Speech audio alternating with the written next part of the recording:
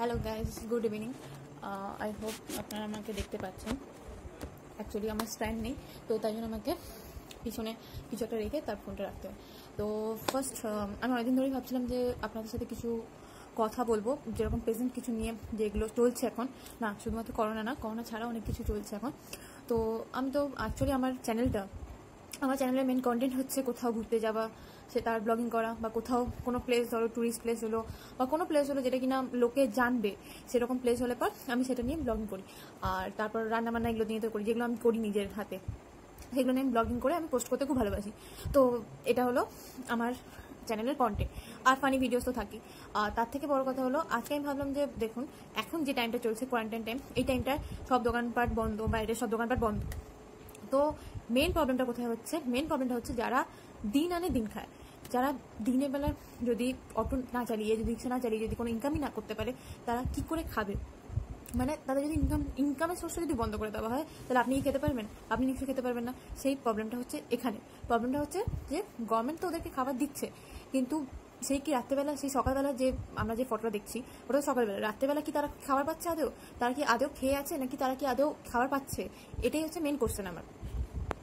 আর আমরা তো শুধুমাত্র একটা পোর্শন দেখছি, হয়তো নর্থ কলকাতা বা সাউথ কলকাতা দেখছি। ওয়েস্ট বেঙ্গল অনেক বড় এরিয়া জুড়ে আছে, সেখানে কোথায় কে খাবার পাচ্ছে, কে খাবার পাচ্ছে না, সেই বিষয়টা কি আদৌ কারো চোখে পড়ছে? আমার জানি না, আমার এটা মনে হলো যে এই কথাটা বলার, তো আমি বলে ফেললাম। তো যাই হোক, আজকে যা কথা হবে সিরিয়াসলিও আছে, কিছুটা একটু হালকা সিরিয়াসলি নেই। তো মেন কথা হলো, এই যে 14 দিনের যে কোয়ারেন্টাইন টাইমটা রাখা হয়েছে, এই টাইমটা রাখা হয়েছে আমাদের ভালোর জন্য, আমরা যাতে ভালো থাকি, এই জন্য রাখা হয়েছে।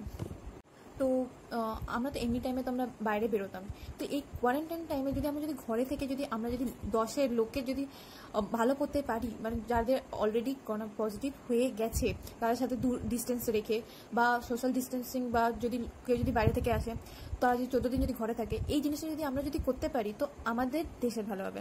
এটা শুধুমাত্র আমাদের গভর্নমেন্টের ভালো হবে না, বা আমাদের পার্টি পলিটিক্স এইসব কোনো ম্যাটার করে না, এটা সবার ভালোর জন্য বলা হয়েছে যে এটা আপনারা ঘরে থাকুন, 14 দিন কোথাও বেরোবেন না। কিন্তু তা সত্ত্বেও দেখতে পাচ্ছি কিছু ছোকরা জওয়ান আর কিছু মেয়ে যেরকম বেরোচ্ছে, লাঠি বাড়িও খাচ্ছে, মেয়েরাও লাঠির বাড়ি খাচ্ছে। আমি দেখেছি, এটা অনেক ভিডিওতে দেখেছি, মেয়েরাও লাঠির বাড়ি খাচ্ছে।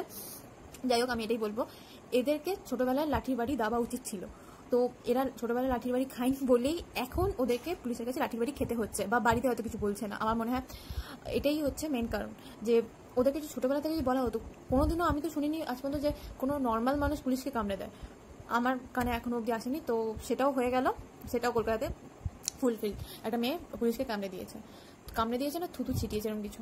তো এটাই হলো মেন কথা, যে কামড়ে দিয়ে থুতু ছেড়ে, এটা কোন টাইপের ভদ্রতা আমি জানি না। হ্যাঁ, আপনি ভালোভাবে বলতে পারতেন, আর যদি আপনার কাছে যদি লজিক থাকতো, তো আপনার কামড়ানোর বা কোনো রকম মানে থুতু ছেড়ানোর কোনো দরকার ছিলই না আমার মতে। আর বেলেঘাটা আইডি হচ্ছে জ্বর, ইনফেকশন, এইসব যে এখন যে ভাইরাসগুলো হচ্ছে, সেগুলোর জন্য হসপিটালটা শুধুমাত্র জ্বর আর কাশি, বা শুধুমাত্র ইয়ের জন্য সিমটম তো দিয়েই দিয়েছে। সেই সিমটমগুলো ছাড়া আপনারা কেন বেলেঘাটা হসপিটালে গিয়ে লাইন দিচ্ছে? আমরা তো মাথায় আসছে না। অনেককেই দেখছি, সারাক্ষণ টিভিতে দেখছি যে লাইনের পর লাইন।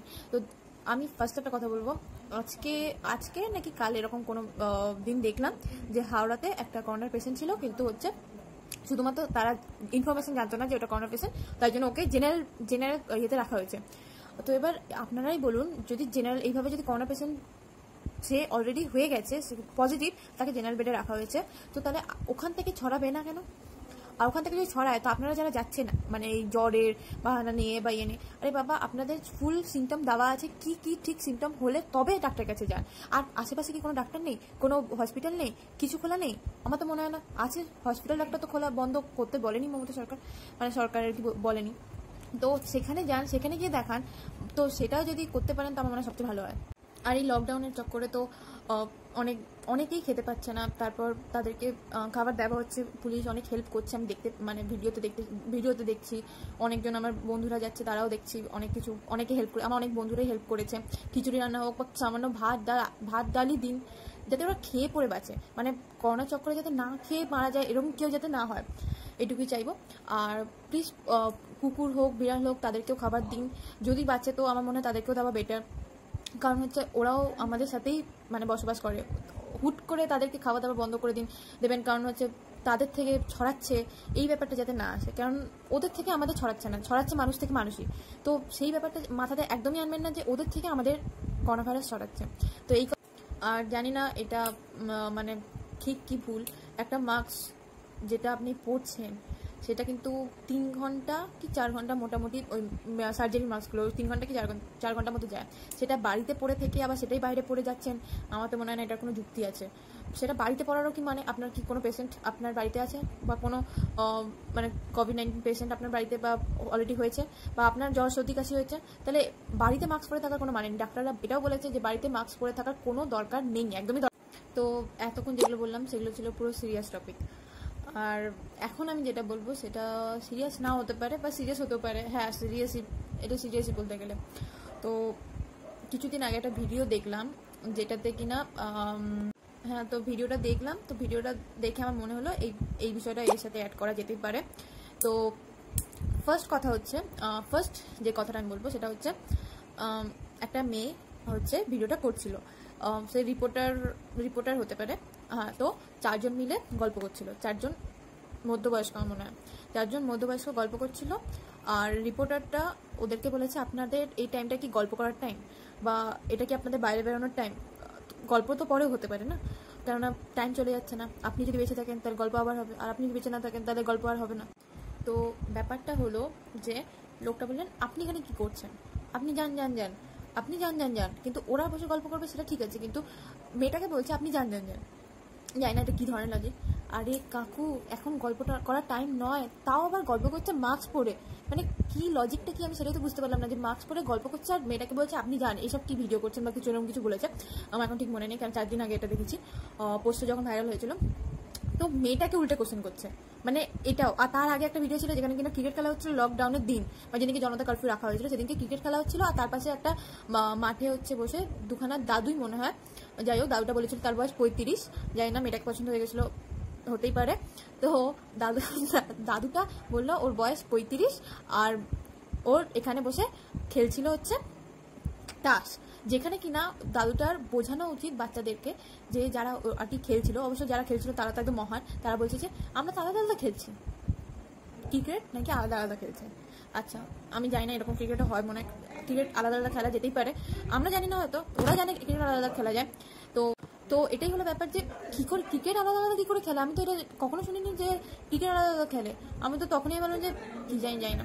তো যাই হোক, ওই দিনকে জনতা কারফিউ ডাকা হয়েছে, আর ওরা ক্রিকেট আলাদা আলাদা খেলেছে, আর দাদুর হচ্ছে 35 বছর বয়স।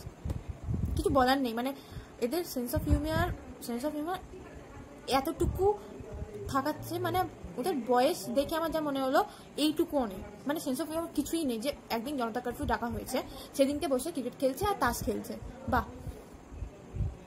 তো এবার আমি লাস্ট টপিকে চলে আসি। আমার এই টপিকটা মানে শুনলে পরে আমার হাসি পাচ্ছে, আর আমি এখন সেটা বলবো। যতবার আমি শুনেছি ততবার এটা নিয়ে পুরো ফেসবুক হোয়াটসঅ্যাপ সব জায়গায় দেখছি চল। তো যাই হোক, এরপর আমি একটা কথা বলবো, আরে বাবা আপনি কি চা খেতে বাইরে চলে গেছেন, মানে আপনি ঘরে বসে চা বানাতে পারেন না, মানে এটা কীরকম, মানে আপনার বয়স তো ভালোই হলো, যে লোকটা আর কি বলেছে যে আরে আমি তো চা খেতে এসেছি, চা খাওয়া হয়ে গেছে চলে যাচ্ছি। আপনি তো ওদের জিজ্ঞেস করুন যারা কিনা লন্ডন থেকে এসে না বিদেশ থেকে এসে আমলাপুত্র না কেপুত্র এসে পর ছড়িয়েছেন। তো আপনি কি করছেন, আপনি এখানে কি করছেন? আপনারও তো একটা দায়িত্ব নাকি, আপনিও দেশের মানুষ, আপনার একটা দায়িত্ব। সে যা করেছে, তো সে যদি ঘু পদ্ধতি চলে আপনিও কি সেই ঘু পদ্ধতি যাবেন মনে? তো উনি বললেন যে আমি চা খেতে এসেছি, চা খেয়ে আমি চলে যাব। তো কাকু, আমি চা বানানো বলে দিচ্ছি, আপনি প্লিজ শুনে নিন।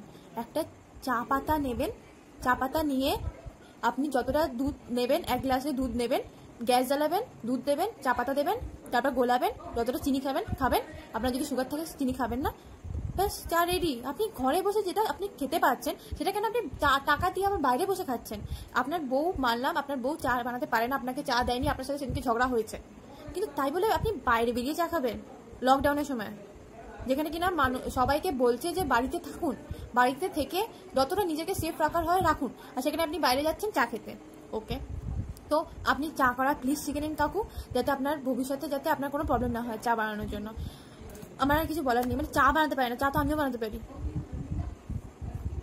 তো ঠিক আছে, এবার হচ্ছে ব্যাপারটা ওনার পাশে 2 জন একটু বয়স্ক মনে হচ্ছিল, তারা বললেন আমরা কি চা খাবো না। দেখে মায়া লাগলো, দুঃখ হলো, ওরা কি চা খাবে না? এটা হতে পারে নাকি? বাঙালি আবার চা খাবে না? বাঙালিকে আর কোনো নেশার দিন কি না দিন, সকালবেলা উঠে চা, বিকেলবেলা চা, রাত্রেবেলা উঠে চা, দুপুরবেলাও চা। কিছু কিছু জন আছে দুপুরবেলাতেও চা খায়, ভাত খাবার আগেও খাচ্ছে, ভাত খাবার পরেও যদি অফার করা হয় ভাত খাবার পরেও খাবে। মানে বাঙালিদের কাছে চা না নেই, সবসময় চা খেতে পারবে।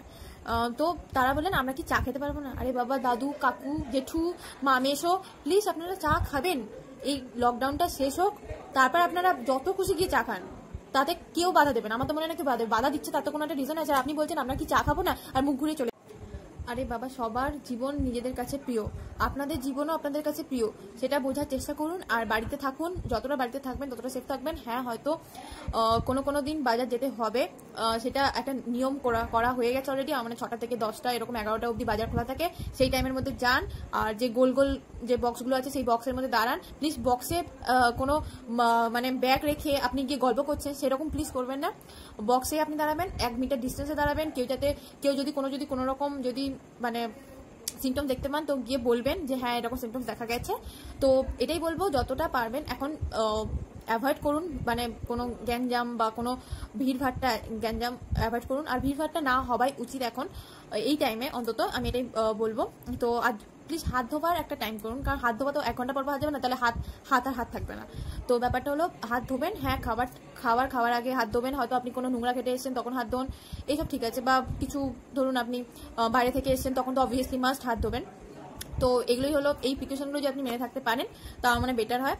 তো এর থেকে আর বেশি কিছু বলার নেই আমার। তো আজকের ভিডিও যদি ভালো লেগে থাকে, আমার পয়েন্টগুলো যদি মনে হয় যে না আমি ঠিক বলেছি, আর যদি মনে হয় যে না আমি ভুল বলেছি, তাহলে প্লিজ কমেন্ট বক্সে জানাবেন। হ্যাঁ, হয়তো ভুল হতেই পারে অনেক কিছু, আমার যা মনে হয়েছে আমার দিক থেকে, জাস্ট এটা আমার পয়েন্ট অফ ভিউ থেকে আমি এটা বললাম।